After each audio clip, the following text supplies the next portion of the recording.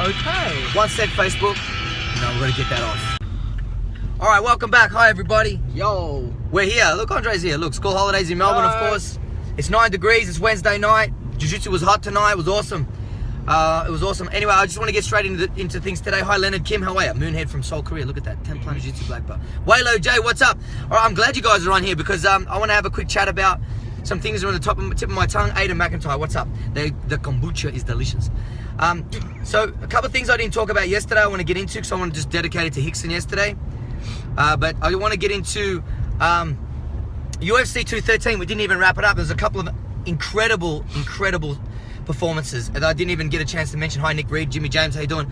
And of course, Brad, how you doing, Bradley? Good to see you here. Andrew Alia, love to the family. The kids must be having a ball during school holidays in Melbourne. And Darby Hardy. All right, enough of that.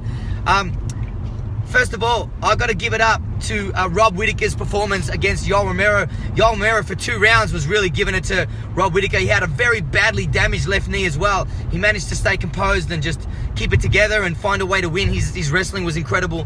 I just want to give props to Rob. You know, I think I'm Facebook friends with him. I think I should be able to tag him in this. But if any of you are, tag him immediately in this as well, if you don't mind.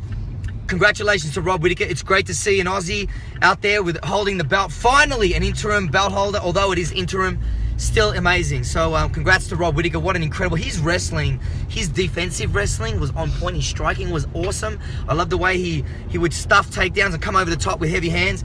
Man, he really pushed Yoel Romero in those later rounds. Excellent performance from him. And very gracious in defeat Yoel Romero was. And that brings me to the next point. How absolutely... disgusting, in my opinion. Now listen, you know, I've met Michael Bisping, and I thought Michael Bisping was cool as hell. And then he went out and spat in Jorge Rivero's corner straight after that. So I was like, wow. I was shocked, and I was like very disappointed. Anyway, you know, everyone deserves a second opportunity. You know, a second chance, right? Everyone deserves a second chance, benefit of the doubt, all that stuff. And then, in this situation, when Joe Rogan was giving his post-fight interview with Rob Whittaker, and, you know, Rob's just won the greatest fight of his life ever in his entire career, and all of a sudden, Michael Bisping's in the cage with his belt, says, oh, what's that crap belt? Oh, it disgusts me to see you wearing a belt. He throws his own belt on the mat. Now, let me tell you something. I'm old school here. And I don't care whether you disagree or not, but I got to tell you, if I see any belt at all on the ground, it doesn't sit with me. If I see a martial arts belt, a karate belt, a jiu-jitsu belt, an aikido belt, whatever, if I see any belt on the ground, and you can ask Andre, if I see his belt just on the ground for a second in his room or something, I'm like, I'm all over it, right? Yeah. I don't like that at all. Like, it's disrespectful. It's like a flag. A lot of people, a flag shouldn't touch the ground. And speaking of, and speaking of flags, Michael Bisping's tearing the Cuban flag in the corner in front of Yoel Romero at a press conference. Come on, man. I just don't agree. I don't agree. I'm heavily against people being to the point of WWE mentality. I'm like, really? The UFC aren't going to say shit because they want to sell as many pay-per-views as possible to get their $4.2 trillion back. Sorry. You hit me right in the third eye. Sorry, Andre. Let's go. Like, come on, man. Seriously? They're not going to say shit about it. But, I mean, Michael Bisping, seriously, those 3 occasions, listen. Especially when he got into Eddie's face. Oh, that's right. That was bullshit. Yeah, yeah. When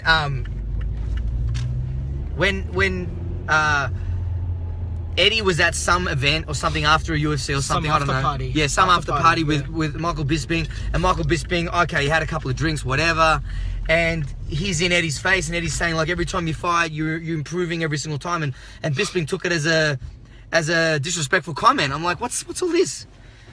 So, look, if Michael Bisping is trying to sell pay-per-views, I reckon, in my opinion, it does not suit him. Like, it doesn't suit him at all. So I just think he should just focus on his fighting, defending his title, and just using his skills to shut everybody up. Look, he's always been a bit of a loudmouth, and I accept that. But I have to say, spitting in people's corner, tearing someone else's national flag, you know, I just think throwing your own belt. He complained for the longest time that he didn't get a title shot, and he wins the title in incredible fashion, wins the affection of the whole entire MMA fraternity. Like, finally, like, what a great story. Talk about sticking it out and not giving up, and then you get the belt, and then you go and throw it on the ground like it's worthless. I mean, come on, man. Anyway, enough of that. So that's how I felt about that. So I was like, congrats, Rob Whittaker. I'm not going to let that overshadow this. This was huge. Congratulations on winning the first Aussie to hold a belt. I mean, unbelievable. Middleweight interim title. I mean, that's incredible. And now he has a shot against Michael Bisping. Don't be surprised if Rob Whittaker knocks his ass out. Anyway, that's enough on that. Next thing I want to talk about real quick. Michael Johnson against Ethan Gagey. I got to tell you, wow. I have to agree. I was listening to the MMA Hour with Ariel Helwani, and that's one show I think you all should listen to, because he's dropped some awesome knowledge and interviews and everything. The Fighters is just beautiful. I just love it.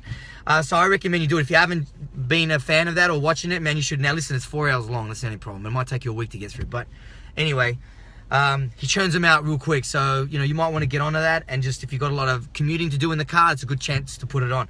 Or on the way to training or home from training, whatever, on a long drive. Awesome. If you're doing gardening or something like that, I like to put them in my headphones and listen while I'm mowing lawns and things. Anyway, Michael Johnson and Ethan Gagey, I've got to tell you, those, man, I don't know how Michael Johnson didn't break his hands on Ethan Gagey's face. Ethan Gagey is just one of the, I've got to say, he's probably the toughest dude I've ever seen in the cage. I've got to say he's the toughest, and Michael Johnson as well. But man, for 2.5 rounds, those guys threw down.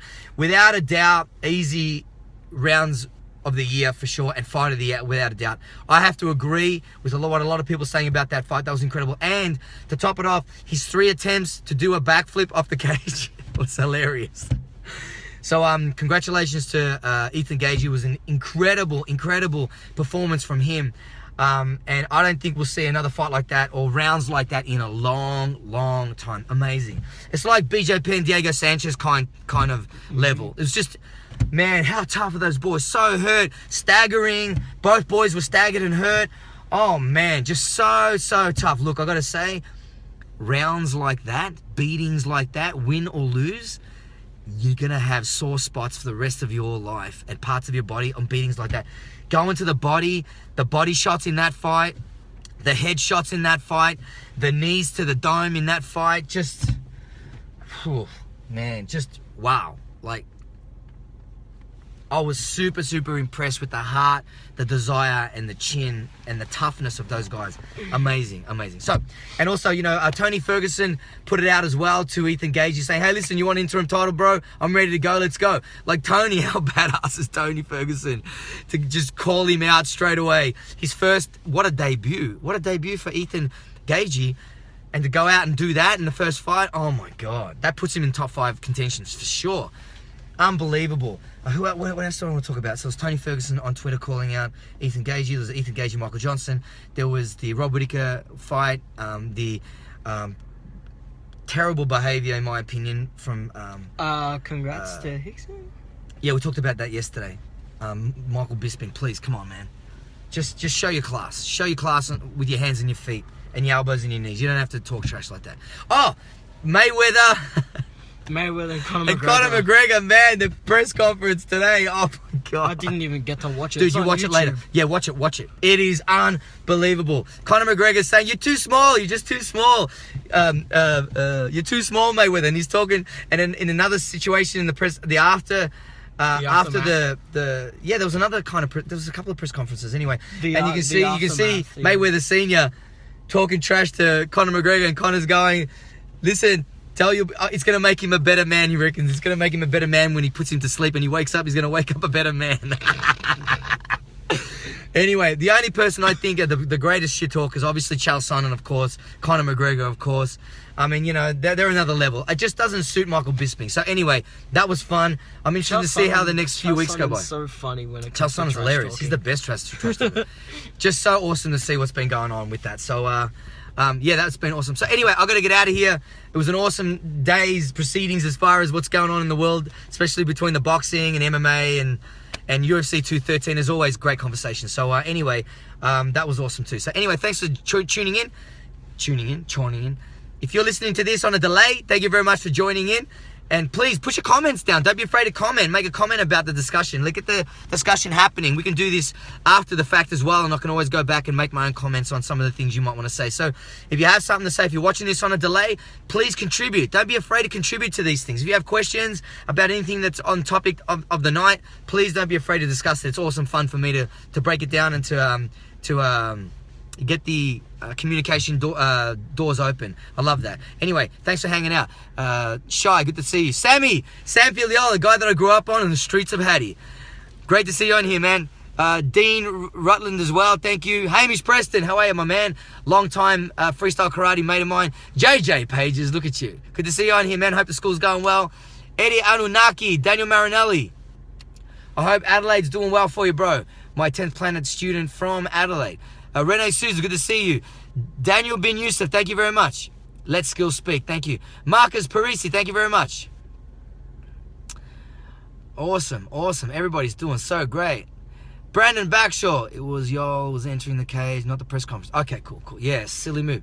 Sammy Hayward, what's up, Sammy? Sam, you are a bad dude. You are a beast, man. Calling your fights is an absolute privilege, my friend. Hope you're well. Jeffrey Imran, good to see you. I used to like him until he got in Eddie's face and Drunken Haze. Yeah, forget Bisping. Yeah, I understand Waylo. Look, I like to give people benefit of the doubt, but when they just continually do this, I'm like, it just sucks. It's not necessary. I agree. Sound is choppy, Frankie. Anybody else or just my phone? Oh, I haven't had any other complaints. Roberto Ibanez, good to see you here. Josh Harbour as well. Terry Vandervelde, good to see you, Terry. It's been a while. Rob Whittaker, Aussie. Absolutely, what a beast. Daniel Thurling, James Fallis, good to see you here. Mick Smellin, oh, new names on here. This is awesome. Regan, of course. Darby, thank you. Nick Reed, say hi to the clan down in South Melbourne too. Jimmy James. Brad Gustafson, thank you very much. Andrew Alia. Aiden McIntyre, Leonard Kim, you guys rock. This has been epic, eh? All right, I'll see you on the other side. Say hi to Mum for me. Keep it 10. No rest, no rust. 0 days off.